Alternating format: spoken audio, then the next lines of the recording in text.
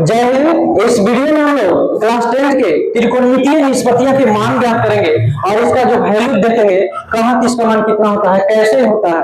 तो एक तरफ त्रिकोणमितीय निष्पत्ति 6 होता है, हम लोग सब जानते हैं, sin theta, cos theta, tan, cot, sec, cosec। और त्रिकोणमितीय निष्पत्तियों का मान अभी के वर्तमान स्थिति में जो 10th क्लास में पढ़ना है वह 0 से 90 के बीच पढ़ना है। आगे के क्लास इंटरमीडिएट में जाना है तो वहां जो 360 डिग्री का वैल्यू पढ़ना है। तो सबसे पहले हम देखेंगे कि एक तरफ लिखा है मैंने एंगल कोण के रूप में और एक तरफ लिखा है 0, 30, 45, 60 और 90। यानी इसमें लिखा है कि sin 0 का मान 0, sin 30 डिग्री का मान 1/2, sin 45 का मान 1/2, sin 60 डिग्री का मान √2 और sin 90 डिग्री का मान 1। आखिर मन में प्रश्न आता होगा कि वैल्यू आया कहां से, कैसे याद करें। तो देखो इसके लिए हमने बनाया है कि एक तरफ 0, 30, 45, 60 और 90 है। तो क्या करेंगे, सबसे पहले लिखेंगे गिनती पूर्ण संख्या शुरू होता है 0 से। 0, 1, 2, 3, 4। सबको 4 से भागा दे देते हैं। सभी संख्या में 4 से भाग देने पर, सभी संख्या को रूट चढ़ाने पर, अब जो करता है तो काट देंगे, नहीं करता तो छोड़ देंगे। 0/4 का मतलब होता है 0, 0 में 4 से भागा देंगे तो 0, 0 का वर्गमूल 0। 1/4 का मतलब होता है 1/2, 4 का वर्गमूल 2, 1 का वर्गमूल 1। 2 के वर्गमूल नहीं निकलेगा तो क्या करेंगे, सबसे पहले इसको काट देते हैं। 2 दूनी 4 मतलब 1/√2 आया। 3/4 मतलब √3/4 का वर्गमूल 2, 4 से 4 खत्म, 1 के वर्गमूल 1। यानी देखने को लग रहा होगा कि 0, 1/2, 1/√2, √3/2 और 1 आ गया। एकदम शॉर्टकट तरीका याद करने का तरीका। अब देखो साइन के जस्ट उल्टा होता है cos। तो यहां से हम क्या करेंगे, यहां से जस्ट इसको उतार देंगे और 0 डिग्री का मान 1, cos 30 डिग्री का मान √3/2, cos 45 डिग्री का मान सेम हो गया, cos 60 डिग्री का मान ये वाला 1/2 और cos 90 डिग्री का मान 0। याद रखना है कि sin 45 cos 45, sin 45 cos 45 1/√2 same चीज याद करना है।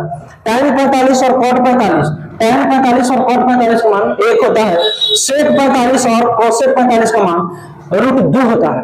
आगे देखेंगे tan 0 डिग्री का मान, tan कैसे निकालेंगे, तो tan के वैल्यू निकालने के लिए tan थीटा का होता है sin थीटा बटे cos थीटा। यानी 0 में 1 से भागा देना आएगा 0, 1/√2 में √3/2 से भागा देंगे तो 1/√3 आएगा। 1/√2 में 1/2 से भागा देंगे तो हमारा आएगा कैलकुलेशन करके √3/2 में 1/2 से भागा देंगे तो √3 आएगा। उसी तरह से 1 में 0 से भागा देंगे तो इनफाइनाइट आएगा। इनफाइनाइट का मतलब होता है अपरिभाषित, जिसका कोई परिभाषा नहीं है। tan का उल्टा जस्ट cot होता है, tan का उल्टा जस्ट cot होता है। देखो 90 है, tan 90 के मान cot 0 के मान के बराबर है। उसी तरह से tan 60 के मान और हमारा cot 30 के मान बराबर है। tan 45 cot 45 1 होता है। tan 30 और cot हमारा 60 बराबर होता है 1/3। tan 0 और cot 90 बराबर होता है। अब देखेंगे कि sin cos आ गया, tan और cot आ गया, तो sec और cosec में क्या कोई कंसेप्ट है? जी हाँ, कंसेप्ट है। sec थीटा बराबर होता है 1/cos थीटा। यानी cos थीटा का मान को नीचे कर sec थीटा बराबर 1/cos थीटा का वैल्यू करेंगे तो sec थीटा का वैल्यू ज्ञात होगा। तो sec थीटा का मान कैसे निकालेंगे, 1/cos थीटा 1/1 बराबर 1, 1/20 बराबर 20, 2/3, 1/1/2 बराबर 2, 1/1/2 बराबर 2, 1/0 बराबर इनफाइनाइट। फिर आता है कि cosec थीटा कैसे आता है, तो cosec थीटा बराबर फॉर्मूला होता है 1/sin थीटा।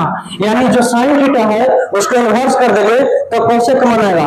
तो sin थीटा का मान 0 है तो cosec थीटा का 1/0 इनफाइनाइट, 1/1/2, 1/1/2 बराबर 2, 1/1/2 बराबर 2, 1/1 √3/2 बराबर 2/3, 1/1 बराबर 1। धन्यवाद।